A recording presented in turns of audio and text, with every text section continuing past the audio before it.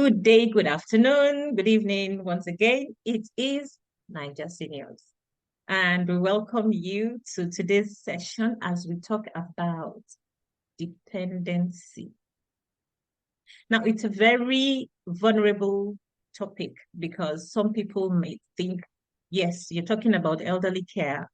Yeah, they're going to be dependent, but that's not necessarily true. And that's why we're talking about it today. What exactly does dependency mean? What is the goal of the caring job itself? Is it to make the client more dependent on you or to make you dependent on the client, or is it both ways, or what exactly is what is expected to be taken out of the role of a carer? So let's go there. So, Wanu, we're back again. What do you have to say Yeah, about dependency? with the role of the carer, it's important to help our elderly people realize that the fact that they're older does not mean that they are less significant. The fact that they are dependent or they may need to be dependent on us doesn't mean they should lose their significance, nor should the carer lose the significance. Where am I getting at? In this relationship, it's common that the elderly people will, to a significant degree, be dependent on the carers, be it family carers or be it a paid carer. Now, we want to help people be independent, to feel significant, but not to be unduly dependent.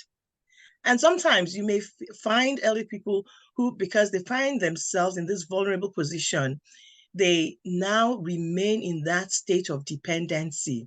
That dependency may be fueling some nice emotions. Sorry, I talk a lot about emotions. So it might be making them feel happy, feel significant. And after a while, even the things they can do, they don't do it.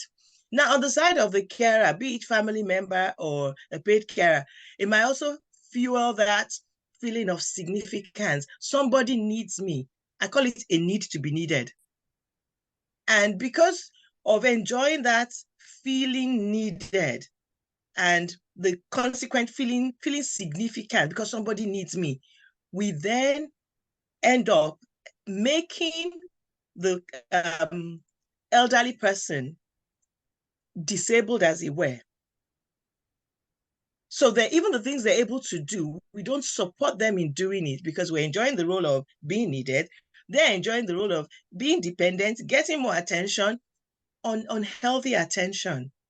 So really, we're not helping them. Yeah. Can I quickly drop in there to say we've heard of cases where someone had a fall, well, had a mini stroke and fell. And as a result, they couldn't work for a while. They did a bit of physio and they were getting better. But because a particular family member wanted to capitalize on the situation, encouraged the person, not to the elderly person, not to try to work. And because of long time not working, they actually cannot work now. So we need to look at things that, what is the motive? Is the person able to, and are they still willing to? We've heard of cases where somebody, an elderly woman fell, and because she fell, the family were encouraging her to work. The day they gave her a wheelchair, she was actually trying to work before, but the day she got the wheelchair, she stopped ever working, and she became dependent on the wheelchair. So when talking about just exactly what you said there, what are we aiming at? What are we trying to do to them? Are we helping them?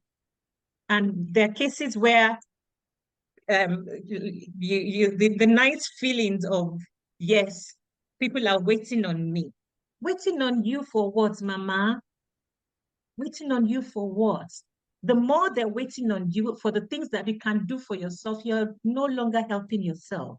If you can do it for as long as you can still do it, keep doing it.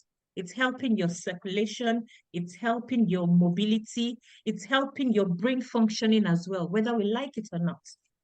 And as long as there's life, we still want to be able to do things. So I want to talk about, because I know you're big on emotions. So for somebody that is deliberately making an elderly person dependent on them, is that an indication of some kind of shallowness or something missing in their own lives that they are trying to cover up? Yes, but there could be many layers uncovered. It may be someone who, for many years, maybe even from childhood, has struggled with being recognized, has been marginalized, has been spoken down, or related to in condescending ways. It may be sometimes you find that maybe it's the last one of the family that nobody seems to have time for. Everybody has a significant role. Then going through life, they might be in an abusive relationship, or they might even be in a healthy marital relationship, but they feel marginalized. They don't feel recognized. And then for the first time, somebody who is the only person that the teacher doesn't say well done to now finds an elderly person saying, thank you, you have done this, thank you, my daughter. That deficient feeling, that emotional deficit of not being appreciated, is now finding fulfillment.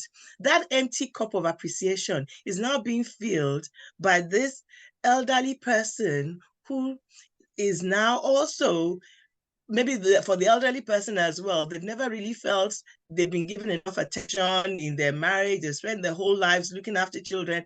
And for now, they are finding, oh my goodness, they're getting so much attention. So the two behaviors match together. Somebody wants attention, somebody who needs appreciation.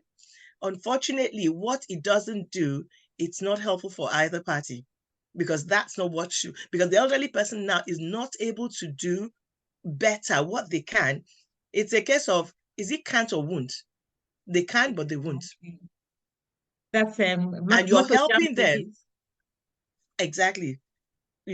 So you're now helping the elderly person to be more disabled than they actually are. Yeah. Which is not helpful for them. And it's not helpful for the carer as well, because the carer is not addressing the issue. The need to be needed. Why do I have a need to be needed? Why don't I feel happy with myself, even when nobody seemingly needs me? Wow. So there are many layers behind it. Awesome exposure we have there today. So are you having a need to be needed, or are you actually there to help somebody get their independence back? What is your role? What is the motive? Most carer roles, the idea is for you to help that senior become more independent. So it's not for you to pile on. And as well, for our seniors, your carer is there to support you. And that's where they're your personal assistants. They're there to support you. They're not there for you to own their life plus your own. So one life per person. So that's all we have for today. We want to say thank you very much for joining us as always. Please like, share, and subscribe to Naija Seniors.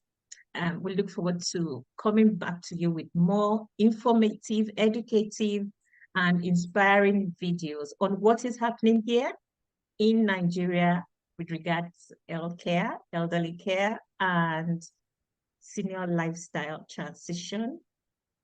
Thank you very much. God bless. Thank you.